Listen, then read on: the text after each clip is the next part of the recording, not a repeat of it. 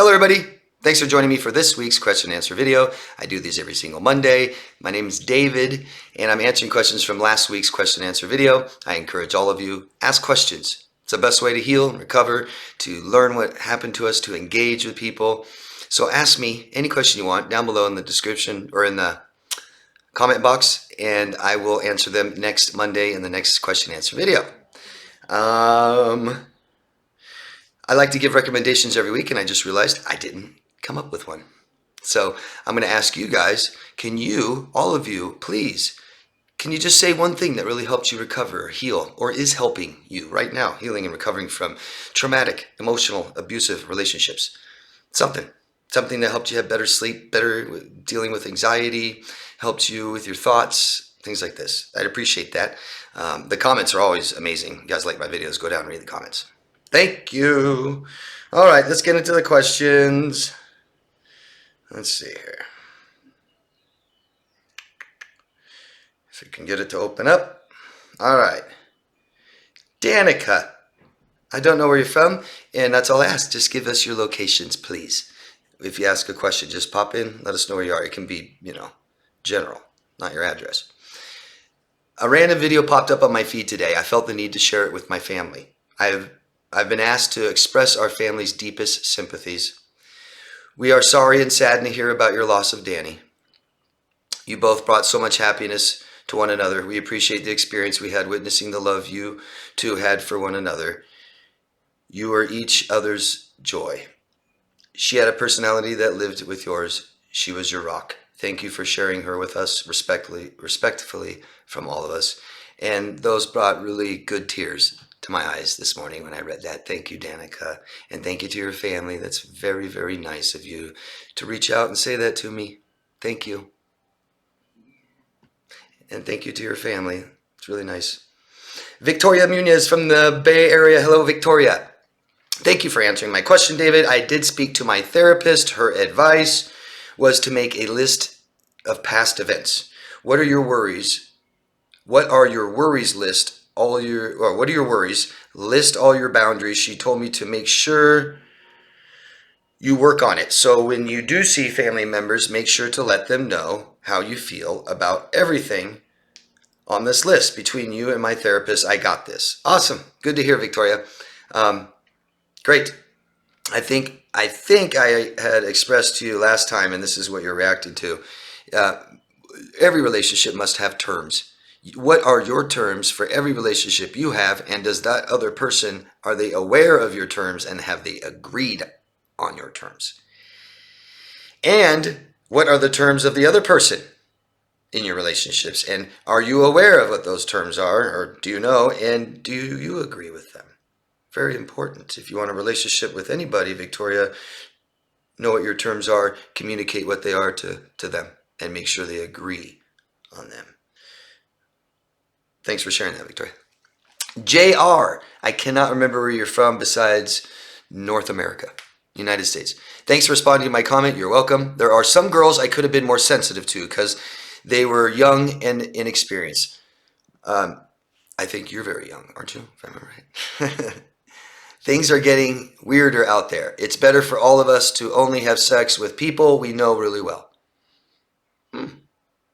I was lucky I never got an STD because there were times I wasn't careful, but you never know.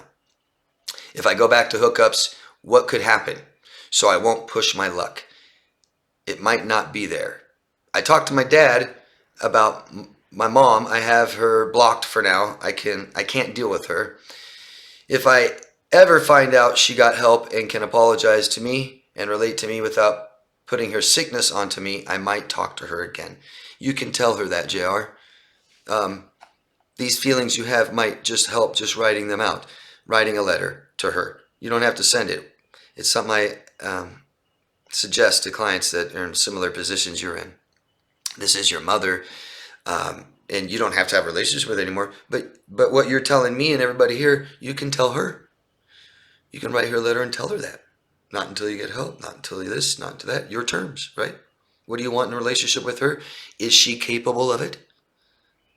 That's important to know. Ask yourself. Be very honest with yourself. And if you want her in your life again, or, you're going to feel better telling her anyway, I promise. It's good to give people closure. Tell them why you're not talking to her. You don't have to, JR. She may be so, sometimes people are so manipulative, you can't contact them. You're afraid you get sucked back in. But you can if you want to, okay? You can send her that letter. You said, but you don't know if you'll talk to her again. I'm prepared to never speak to her again, and I'm okay with it. I know what you mean about my girl. Time will tell. I did find her another therapist because the one she had really wasn't helping her the way she needs. That's it for now. Later, bruh. Just a piece of advice, let her find her own therapist. I'm sure she's capable. And that would, of all the things she might have to do and all the hard work and everything, that might be the easiest, just find a therapist. If she really wants help, she'll find one. If you really want her to find help, you might try to find it for her. Yeah, let her find her own therapist. Promise. If she needs help, things that we need help with are like, maybe she doesn't have a car. And maybe you can help her, give her a ride every now and then or something. You know what I mean? But we don't find therapists for other people, except our children. Or couples counseling. I'm the one that's going to go find it. Traveling man. From Louisiana. Hi there, David. Great video. Thank you. As I'm on month 8 of this healing journey, I do feel better as I can talk about it, my ex and the things I endured without being upset. However, lately I found myself just numb. Is that newfound peace or just walls I built as a defense mechanism from the trauma abuse? I still enjoy things and I'm really not sad, just numb emotionally, almost going through the emotions. How can I tackle this? I'd love to be able to smile more like I used to and potentially be emotionally available. Cheers from Louisiana. Well, traveling man, I don't know you individually. You're not a client of mine, someone that I've been working with for weeks and understand where they're at exactly. But things like this that you're describing, with the experience, following the experience you just had, you might have some depression. I don't know. I'm definitely not telling you you do. I'm just trying to help you understand why someone would feel numb after abuse and loss and failed relationships. Depression is usually the reason. And although that you may be feeling better now, it doesn't mean that you still don't have some depression. Depression is obvious when we're not as excited about the things that we normally would excite us when we do them. I know a lot of people in recovery after it's just been so bad and the relationship just ends. We don't want much, do we? We want peace. I mean, some of the things I remember that I thought of were just crazy, of just how bad I just wanted some peace. That's it. It was like I didn't need anything else except food. I need some food, some water, a lot of oxygen, and a roof. Like, that's it. And I found that. And then I was satisfied for a long time with just nothing else, just staying alive, because it's been so bad.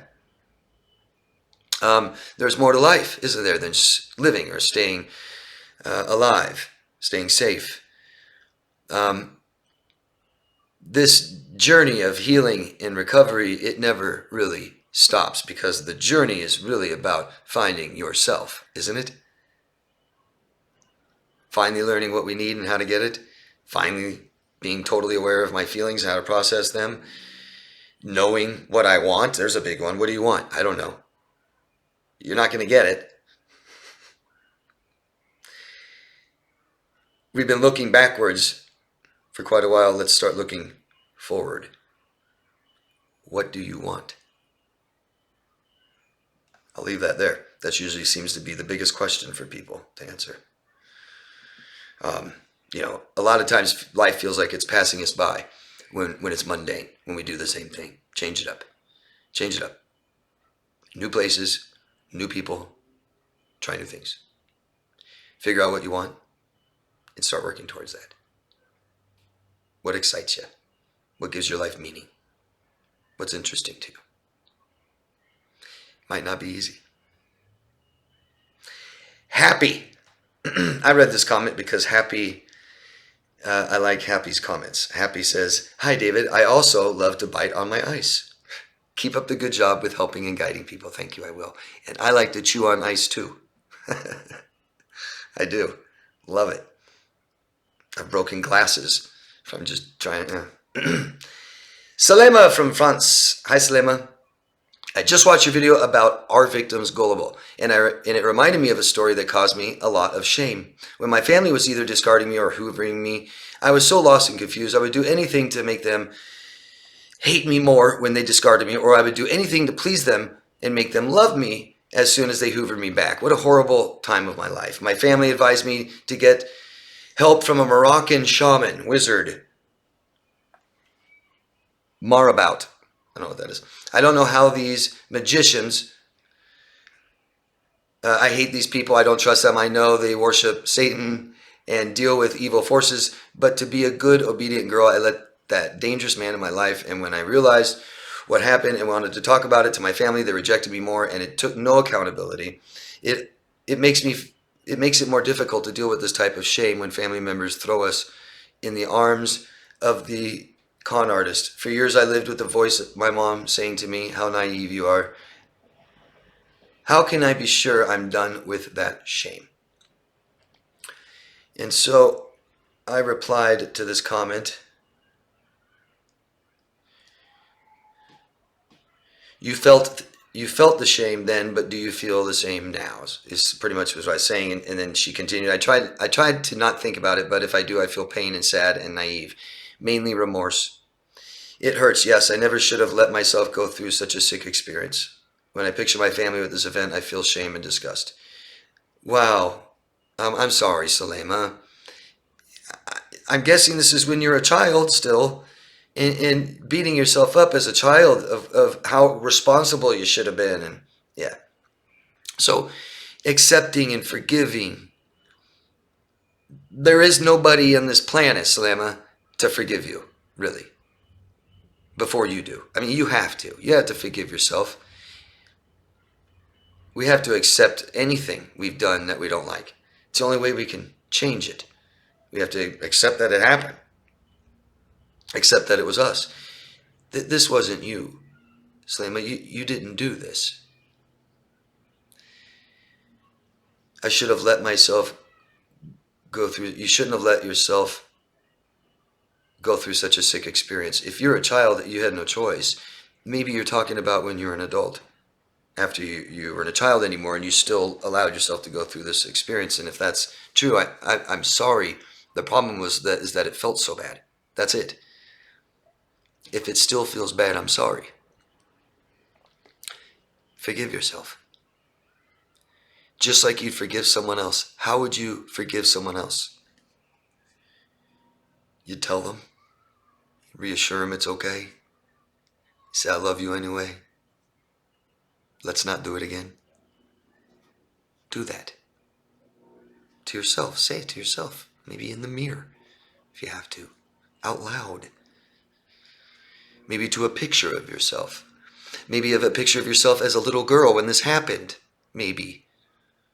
And tell that little girl it's not your fault and it's okay, and I'm sorry that people treated you this way, and I'm sorry you felt so bad and you had no control over it, and it's never going to happen again. And you tell that little girl you're sorry it happened, just like I tell you I'm sorry.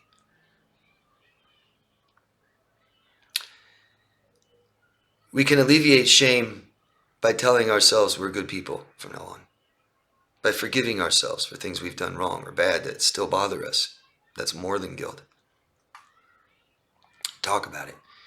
Maybe this right here helps a little bit. Remember that shame is a secret. Everyone out there. Shame is a secret. Share it with someone else and it'll feel better. Shouldn't be doing things we have to lie about and keep secret. Like some people we know that do it. I hope that helps.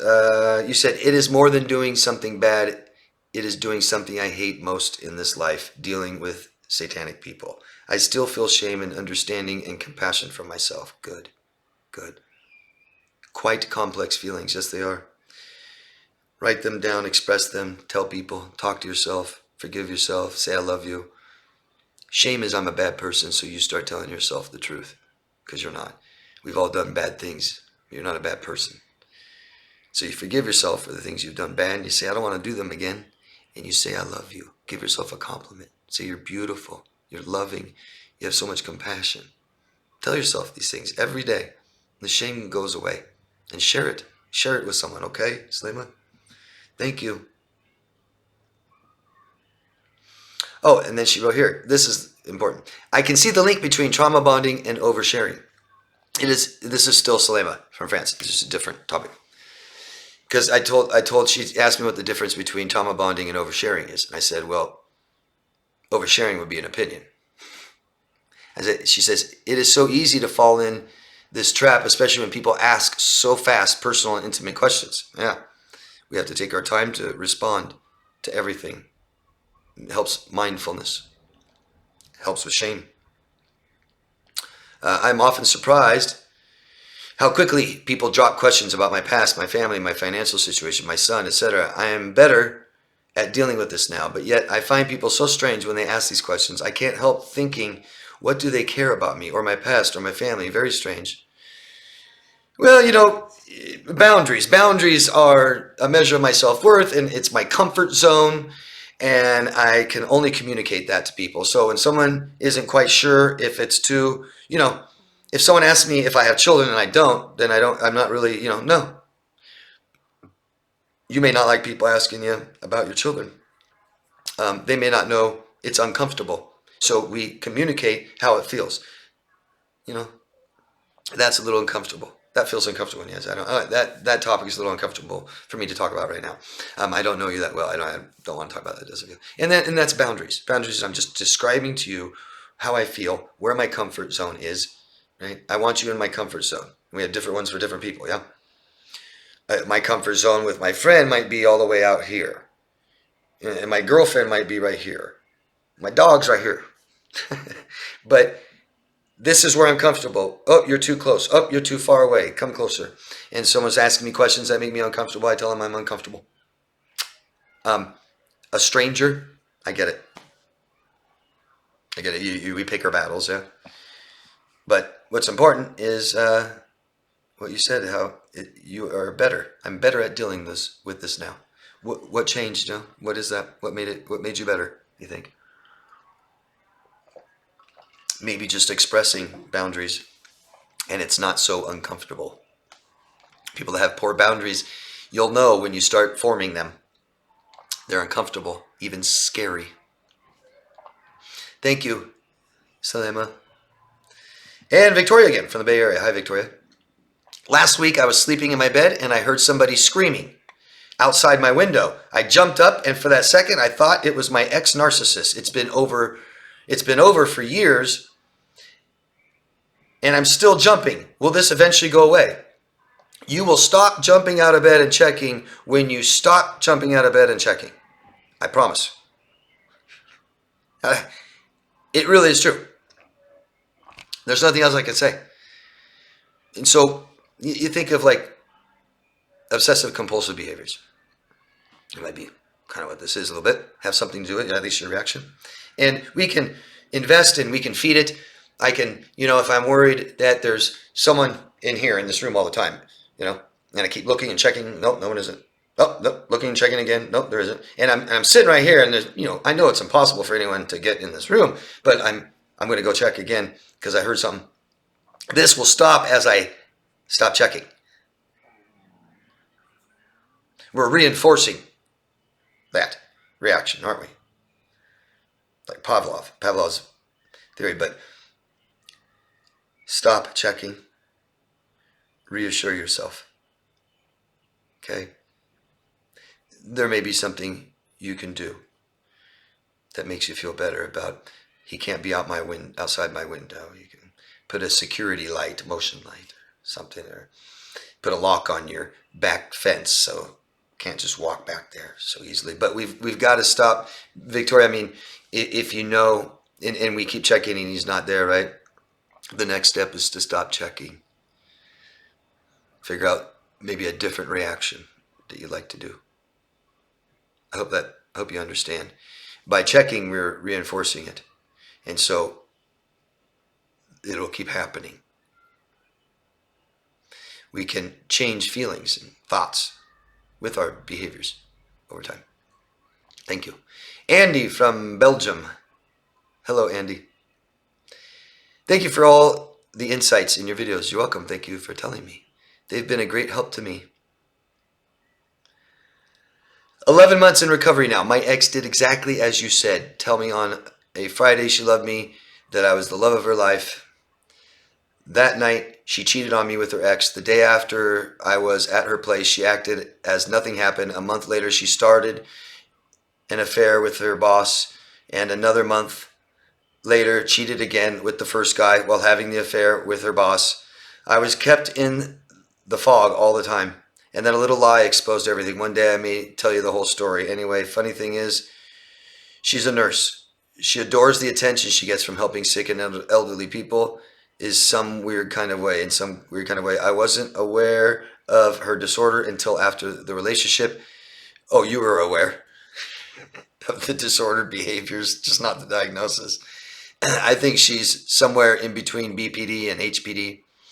And hearing from what you say about Munchausen's involves yet solve some other pieces of the puzzle.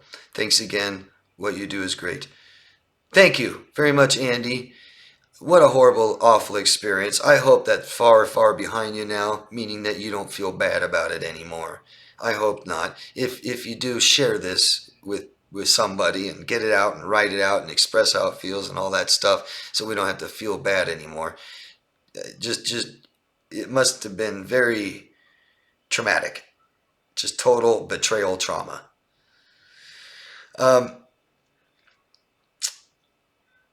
Yeah, I don't know. I think I was going to comment on this about something, and now I can't remember what it was. Huh. I don't know. I just hope that you're far away from that, Andy. That's awful. I hope you can trust people again. Yeah, she definitely didn't value respect or honesty or integrity or commitment. Yeah. Well, Andy, like I said, I hope you're healing from that. Share that with somebody. Share it. Remember, guys, shame is a secret. We share shame, it goes away. Shame is I'm a bad person. Children who've been neglected and abused carry shame, because how long can you feel bad without believing you're a bad person? We feel like we deserve it and stuff like this. Share your shame. Guilt is something I did that was bad or wrong. Shame is I'm a bad or wrong person. And we aren't. We do bad things and we forgive ourselves and we don't do them again. So when we do it again, we feel really bad. But it's got to start with looking at ourselves. That's why we continue bad behaviors. Don't understand why. That's it, guys. I hope you guys found this beneficial. If you did, I appreciate it. A thumbs up. I get a few hundred people that watch this, and I only get a few thumbs up. And to keep these videos going, I need thumbs up. I need to know. That's my way of knowing from you guys that you enjoy them, that they help you or do something for you. And if you want to do more, subscribe to the channel and share it somewhere else. Please support Stop Narcissistic Online Bullying. It's a petition I started. It's right down there in the comment section. It's right in the description box all over. You won't miss it. Follow it. It's global. If you don't like people attacking others online and then people committing suicide, which is the #1 cause of death for young people, yeah, just follow it. Hit the button. Thank you, guys. Anybody that wants coaching, you can find me at daviddemars.com. And everybody, love yourself first, and I will see you next week.